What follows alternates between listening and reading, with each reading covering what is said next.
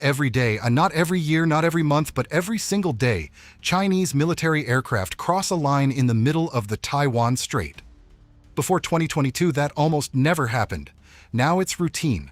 Ask any expert whether tensions between China and Taiwan are rising, and you'll get the same answer: yes. Ask what happens next, and you'll get a dozen different answers, ranging from full-scale war to nothing happening at all. So instead of guessing, let's break down the three scenarios that military planners, intelligence agencies, and China analysts actually study, and what to watch for in each one. Quick context, because it matters. In 1949, China's civil war ended with the Communist Party controlling the mainland, and the defeated nationalist government retreating to the island of Taiwan. Both sides, for decades, claimed to be the legitimate government of China. That claim has softened over time, but the core question, is Taiwan part of China or its own country, was never resolved.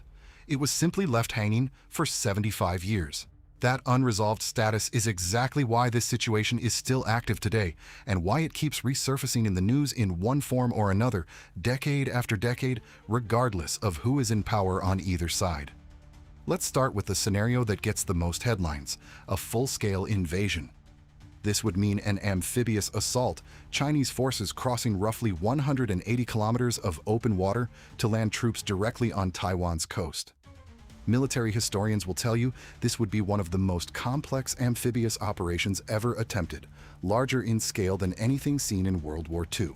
Why is it so difficult? Three reasons stand out. First, geography. The strait has narrow weather windows where crossing conditions are actually favorable, which limits when an operation could even begin, let alone succeed. Second, Taiwan's defenses aren't static, they're actively evolving. Taiwan has been working closely with the United States on new technology, including unmanned underwater vehicles designed to detect and disrupt an amphibious force long before it ever reaches shore. Third, deterrence extends well beyond Taiwan itself. Japan has been modernizing its military and has tested missiles capable of reaching mainland Chinese territory, a clear signal that a Taiwan conflict wouldn't necessarily stay contained to Taiwan alone and could quickly draw in the wider region. None of this means an invasion is impossible. It means it's the highest cost, highest risk option on the table, which is exactly why most analysts don't consider it the most likely path forward.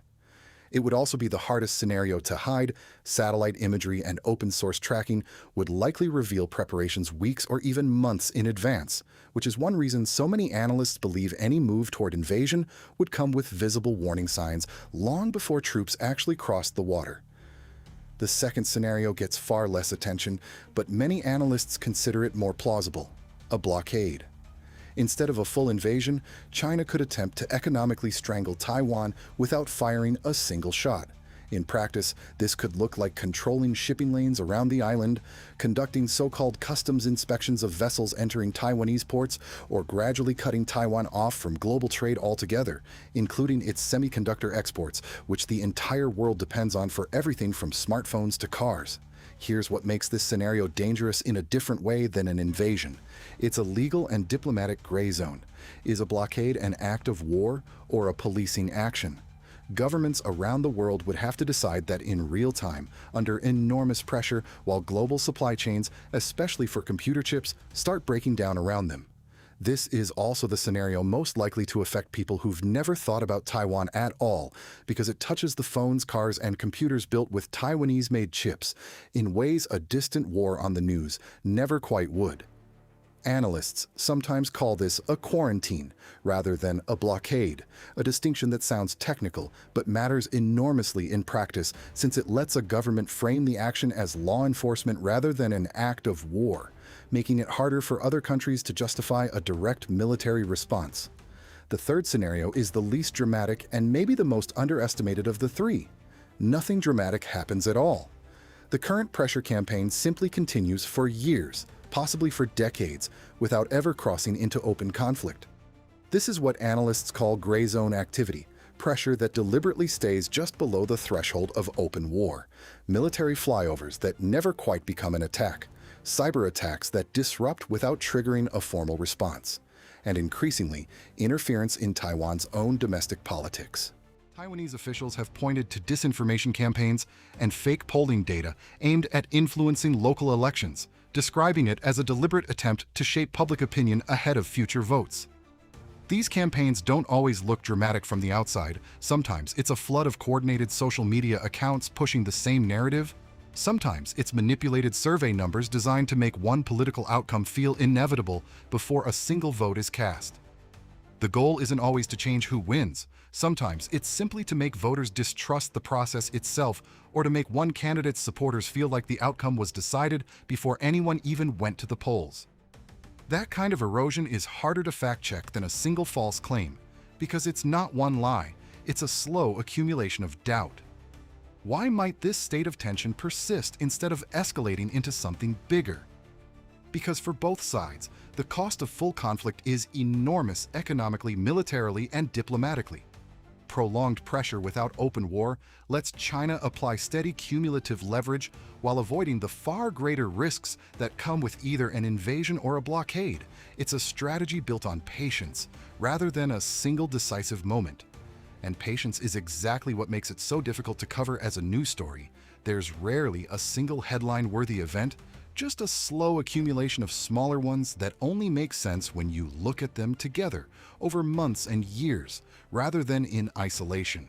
So instead of reacting to the next alarming headline, here's what people who actually study this professionally tend to track day to day, often without any single event ever making the news.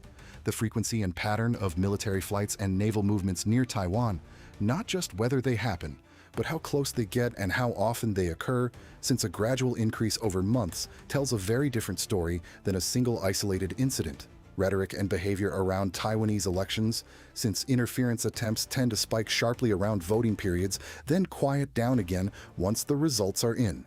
Military spending and modernization decisions in Japan and South Korea, because how those countries respond shapes the entire regional balance of power, and a shift in their posture often signals more than any single statement out of Beijing or Taipei ever could.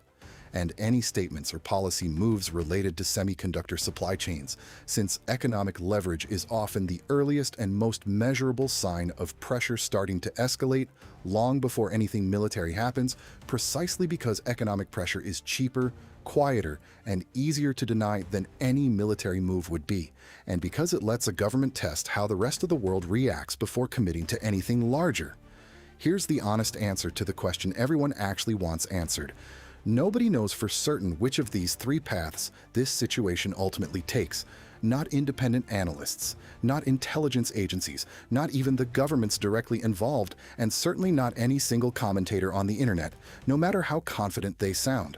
Anyone who tells you they know for sure is selling you something, usually attention, sometimes a subscription, sometimes just a feeling of certainty in an uncertain situation. Predictions about exact timelines have been wrong before, repeatedly, on both the optimistic and pessimistic side, which is itself a useful reminder to treat any confident date or deadline with a healthy amount of skepticism, especially when it comes from someone with an incentive to sound alarming. That doesn't mean the situation isn't serious, it clearly is, it just means the honest response is closer watching, not confident prediction. But now, instead of just reacting to the next scary headline that shows up in your feed, you know what's actually being watched by the people whose job it is to track this, and why each of those signals matters more than the headline itself ever could. You have a framework for reading the news instead of just consuming it, and that, more than any single prediction, is what actually holds up over time. If you want to understand the economic side of this story next, why the entire world's technology supply chain effectively runs through this one island, and what that would mean if any of these three scenarios actually played out, that's coming up in the next video. Subscribe, and I'll see you there when it goes live.